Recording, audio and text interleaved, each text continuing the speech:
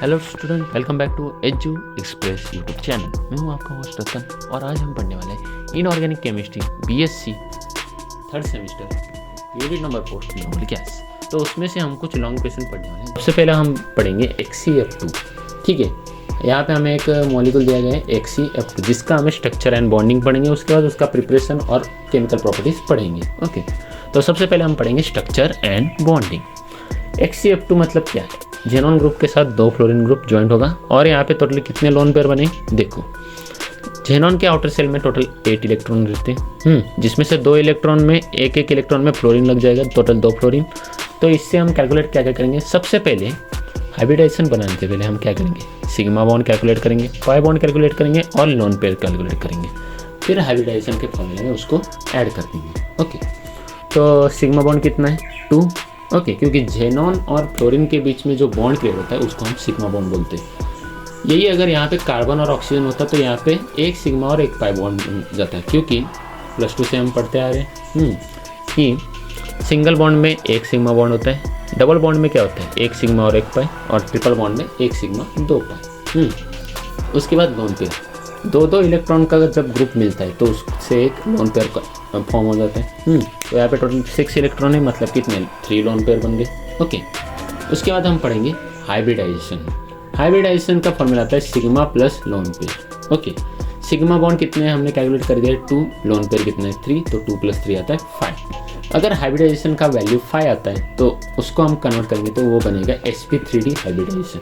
S का 1, P का 3 orbital और D का 1 ऑर्बिटल, टोटल हो गया 5। ओके, तो यहाँ पे हमने हाइब्रिडाइजेशन तो निकल लिया फॉर्मूला से। अब हमें निकालना है हाफ फील्ड ऑर्बिटल कितना लगता है हाइब्रिडाइजेशन करने के लिए, क्योंकि फ्लोरीन अगर पूरा टोटली फुलफिल हो जाएगा तो फ्लोरीन जाएगा किधर से, है ना?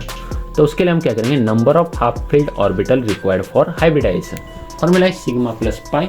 सिग्मा बॉन्ड कितने? 2, पाई बॉन्ड है 0, तो इक्वल टू आ गया 2।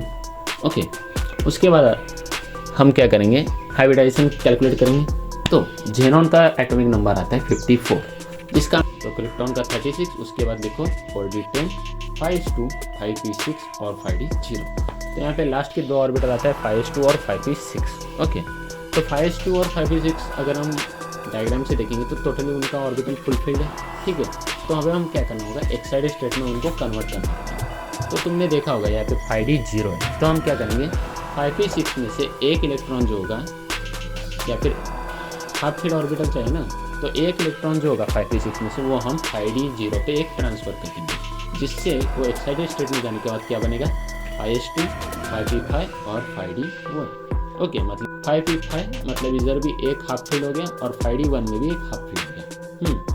तो अब हम क्या करेंगे? तीनों को ऐड कर देंगे, जिससे क्या हो जाएगा? sp3d और हाइब्रिड ऑर्बिटल बन जाएगा। ओके, तो sp3d का मतलब ही होता है एक s का 1 ऑर्बिटल, p का 3 ऑर्बिटल और d का 1 ऑर्बिटल। ओके, तब उनको हाइब्रिड ऑर्बिटल बनाने के बाद यहाँ पे जो 2 हाफ फील्ड ऑर्बिटल रह जाते हैं, जो कि हमें यहाँ पे ज़रूरी था हाफ फील्ड ऑर्बिटल बनाने का। ओके, तो वहाँ पे क्या कर जाएंगे?